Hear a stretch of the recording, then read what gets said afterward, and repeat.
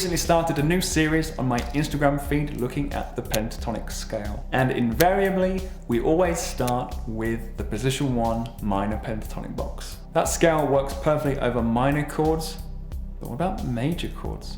In today's lesson, I'm going to show you 3 different ways that you can use that 1 minor pentatonic box to solo over a major chord. Trust me, you definitely want to know about number 3, so make sure you stay with me till the end of the video. Handouts and the backing track for the lesson will be available to all members of my Patreon group. Let's get stuck in. So I'm assuming here you've learnt your first position of the minor pentatonic scale, probably rooted it upon A as well in the 5th fret of string 6.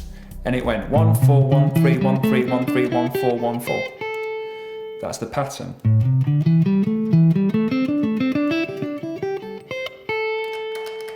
Sounds great over an A minor chord, but how do we use it over a major chord? That's what we're going to look at today. Approach number 1, put it on the root note. That's it. That's the trick. You just take that minor pentatonic and you put it on the root note of your major chord. We're going to be using a C major chord to illustrate these ideas today.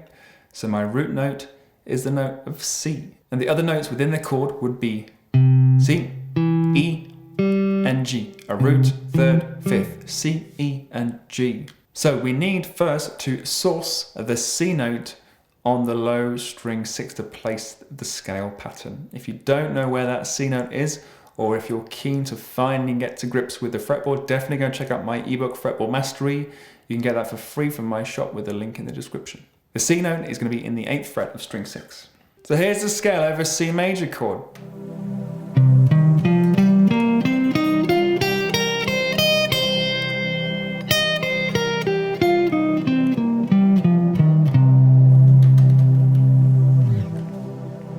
So it has a distinctly bluesy sound, you might say, to it.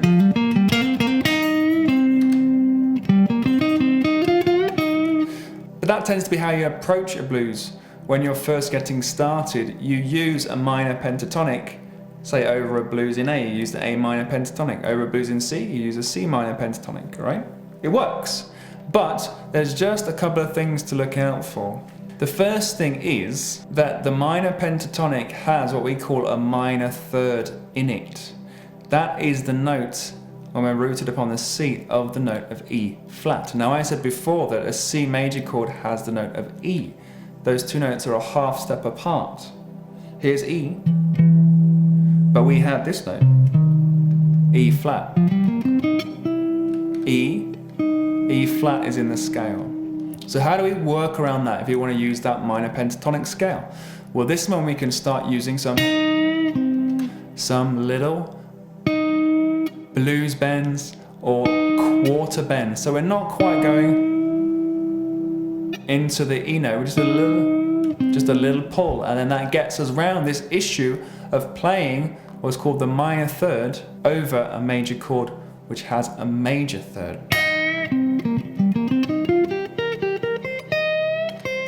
At the octave as well, that E flat, you can go all the way and do what's called a half step bend into the E note, but you get that bluesy sound when you just give it a.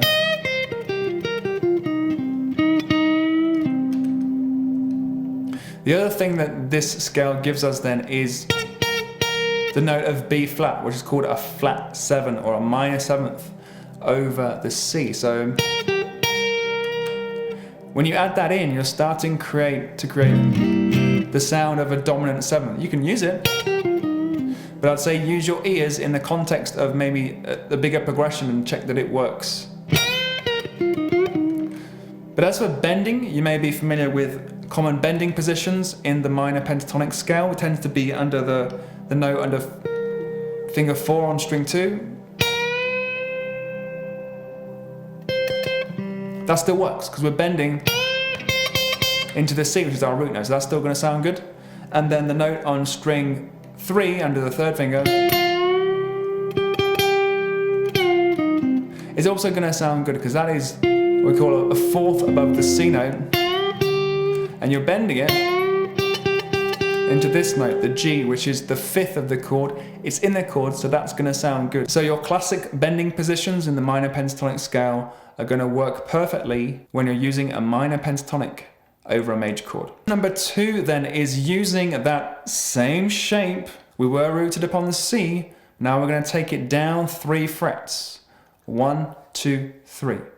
So whichever chord you're playing over, you first find that note on string 6, index finger, and go down 3 frets from that point. 1, 2, 3. Let's hear what it sounds like now.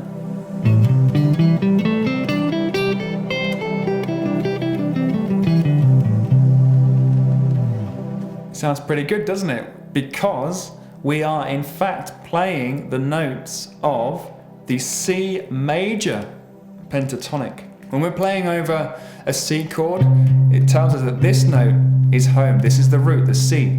So the notes from this point are the major pentatonic. A root, 2, 3, 5, 6, root, 2, 3, 5, 6, root.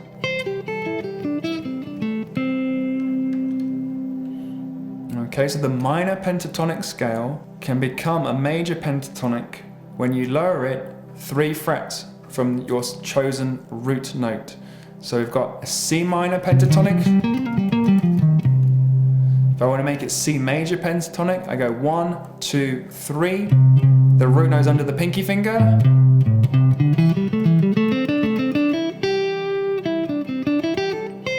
And then I have the C major pentatonic. The thing to look out for this though is that since your targeting will change. We may be used to be ending on the root notes, the A's, when we use the minor pentatonic, say in that 5th position. But now that is not a good note over the chord. The good notes would be the C, E, G, the 1, 3, 5. And they would be found here, 1, 3, 5, 1, 3, 5, 1.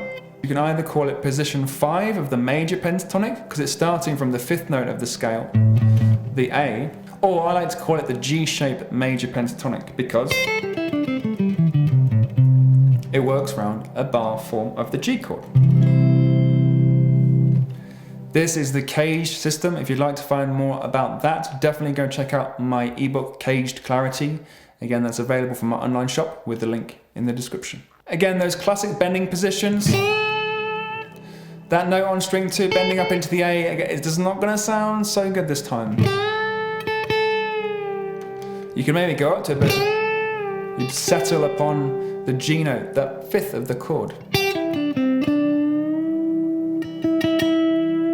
That note though on string 3 under finger 3, that's good because it's 1, 2, 3. Get it in tune. You're bending from the major 2nd above the C into the E note, the 3rd. So that's going to work, okay?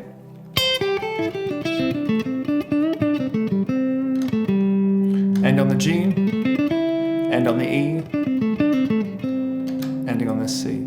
C major pentatonic, using the same shape. So the 3rd option is to use the minor pentatonic shape but rooted upon the 3rd of the major chord that we're playing over. So we had C major chord, the notes were C, E and G. C we said was on the 8th fret of string 6, the note of E or a major 3rd above that will always be 4 frets on the same string or 2 whole steps. Okay. Same scale shape, same shape as we started the lesson with. Let's hear that over the chord.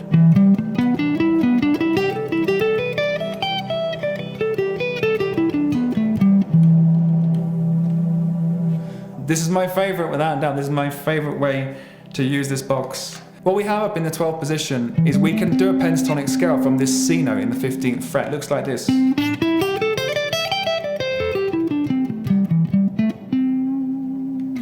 Some people call that position 3 of the major pentatonic.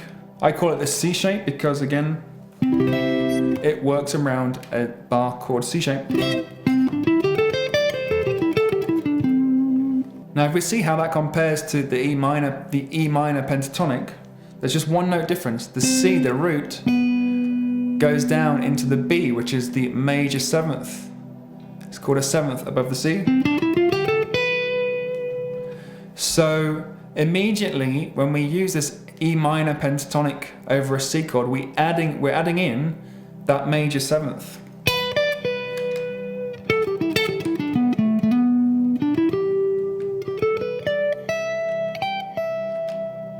And those notes that you might tend to rest on when you're using the minor pentatonic, like here, or there,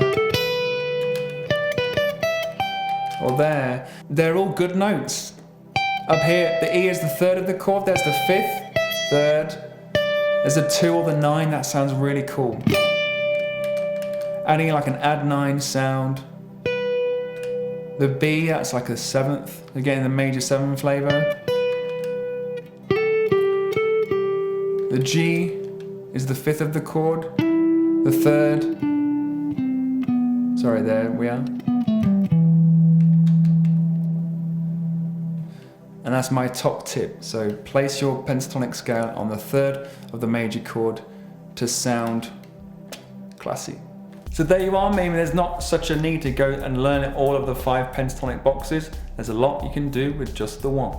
If you did enjoy the video, please don't forget a thumbs up and do subscribe if you're new to the channel, remembering as you do so to ring that bell. Backing track and tabs will be available to all members of my Patreon group. You can join us there and help support the channel for as little as $3 per month with the link down below or in the card. If you're interested in finding more about the fundamentals of guitar music theory, you should absolutely check out my course, Guitar Rockbusters Essential Theory, from my online shop, the link in the description. And while you're there, don't forget to pick up your free copy of Fretboard Mastery, my guide on how to memorize the notes of the fretboard in days. Thank you very much, you take care, practice well, and I'll see you again soon.